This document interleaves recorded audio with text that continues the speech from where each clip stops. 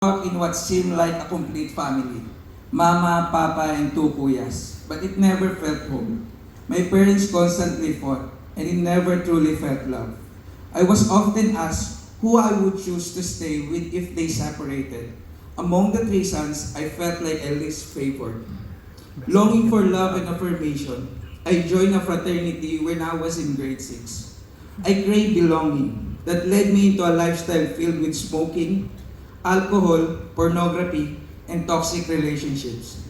I search for joy in these things, and while they give fleeting pleasure, they always left me emptier. I thought going to church every Sunday would make up for everything I did during the week.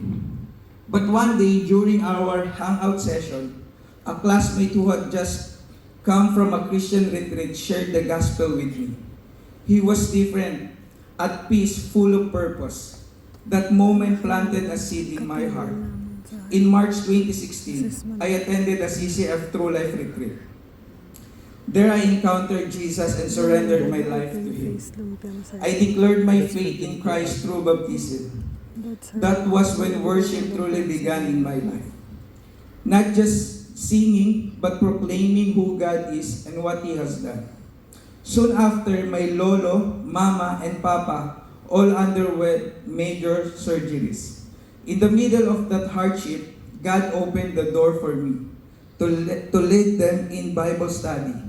I saw how even pain, worshiping means proclaiming His goodness and sharing the hope I had found.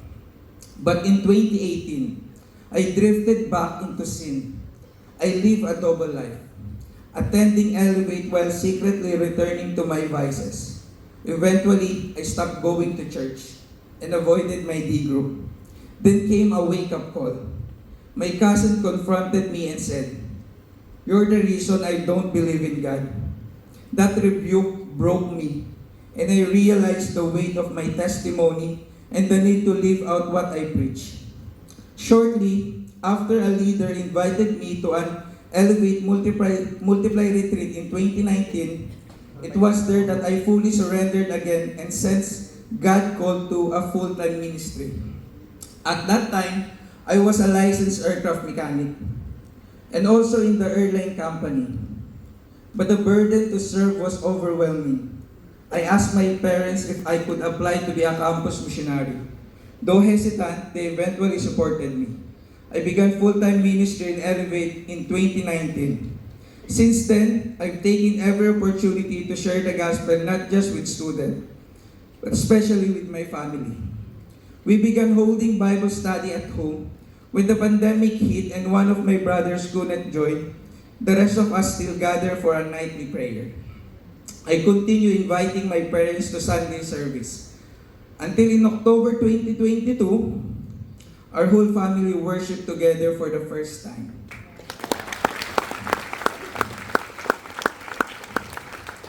But a week later, our family was shaken. My mom discovered that my dad had been having an affair for 3 years. It was devastating. Despite the pain, I clung to God, grace, and kept sharing the gospel to my parents. I prayed not only for healing in their marriage, but a deep and personal relationship with Jesus.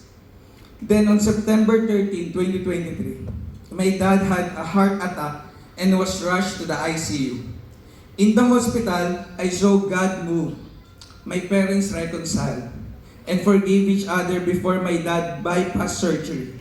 As a family, we took that moment not just to pray, but to worship by sharing the gospel with everyone around us. While waiting in the ICU, we pray for other patients and their family, nurses, and doctors saw us praying and asked why we had peace.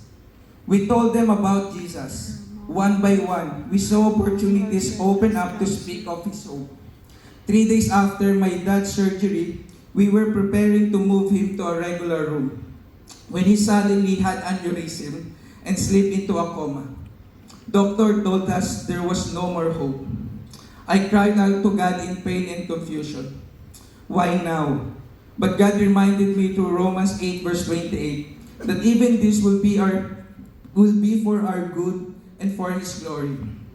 2 days later, Papa passed away. It broke us. But even then, we worship, we thank the medical staff, and prayed for them. We shared the gospel with them. Even with the janitor cleaning my dad's hospital room, our brokenness became a platform for proclaiming Christ. Many came to know Jesus because they saw that even in our grief, we had peace and hope. After my father passed away, early the next year, we found out that my mother had breast cancer. At first, we were worried about her illness.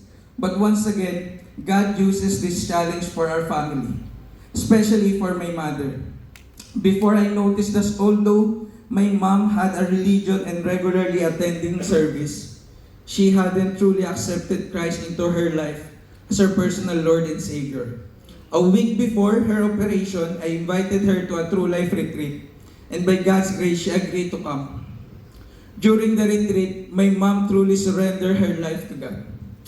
I also had the opportunity to baptize her, something I had been praying for, to one day see my mother commit her life to the Lord. Her operation was successful, and up to now we are closely monitoring her health. One of the conversations I clearly remember with my mother was when she said, "It's a good thing I got cancer, because if I didn't, I might not have come to know God."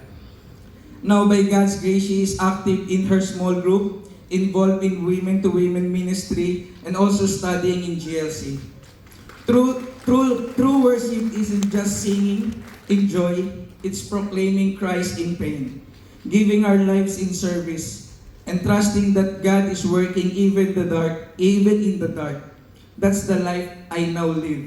I am Reggie De Blas. I once lived for selfish pleasure, but now I live for one purpose: to proclaim the good news about Jesus Christ in every opportunity. May all glory, all worship, and all praise belong to Him alone. Praise God, Reggie. Please stay there.